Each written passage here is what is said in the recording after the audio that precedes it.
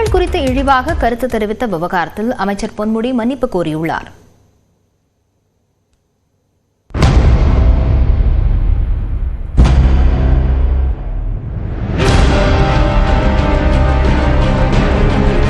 சென்னையில் கடந்த 6ஆம் தேதி நடைபெற்ற நிகழ்ச்சி ஒன்றில் அமைச்சர் பொன்முடி பெண்கள் குறித்து இழிவாக பேசியது பெரும் சர்ச்சையை ஏற்படுத்தியது.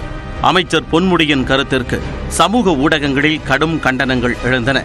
இந்த விவகாரத்தில் உடனடி நடவடிக்கை எடுத்த முதலமைச்சரும் திமுக தலைவருமான மு.க. ஸ்டாலின் அமைச்சர் பொன்முடியை திமுக துணை பொதுச் செயலாளர் பதவியில் இருந்து நீக்கினார். கட்சி சார்ந்த அறிவிப்புகளை எப்பொழுதும் பொதுச் செயலாளர் துரைமுருகன் வெளியிடும் நிலையில் பொன்முடி விவகாரத்தில் முதலமைச்சரை அறிவித்தது பிரச்சனையின் வீரியத்தை உணர்த்தியது. இதையடுத்து முதலமைச்சர் மு.க. ஸ்டாலினை சென்னை ஆழ்வார்பேட்டையில் உள்ள முகாம் அலுவலகத்தில் சந்தித்து அமைச்சர் பொன்முடி விளக்கமளித்தார். இதனிடையே பெண்கள் குறித்து இழிவாக பேசிய அமைச்சர் பொன்முடியை கண்டித்து அதிமுக மகளிர் அணி சார்பில் ஏப்ரல் 16ஆம் தேதி சென்னை சைதாப்பேட்டை பனகல் மாளிகை அருகே கண்டன ஆர்ப்பாட்டம் நடைபெறும் என எடப்பாடி பழனிசாமி அறிவித்துள்ளார்.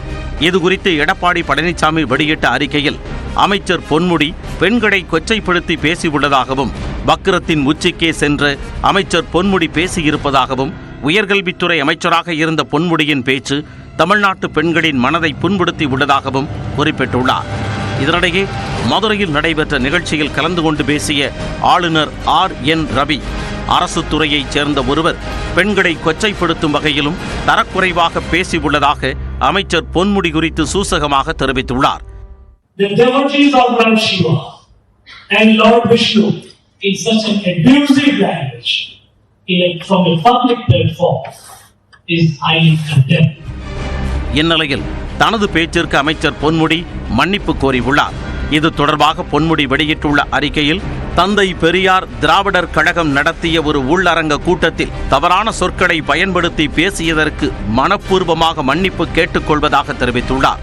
தகாத கருத்தை பேசியது குறித்து உடனடியாக மனப்பூர்வமாக வருந்தியதாகவும் நீண்ட காலம் பொது வாழ்க்கையில் உள்ள தனக்கு இதுபோன்ற தடுமாற்றம் ஏற்பட்டது குறித்து மிகவும் வருந்துவதாகவும் பொன்முடி குறிப்பிட்டுள்ளார்.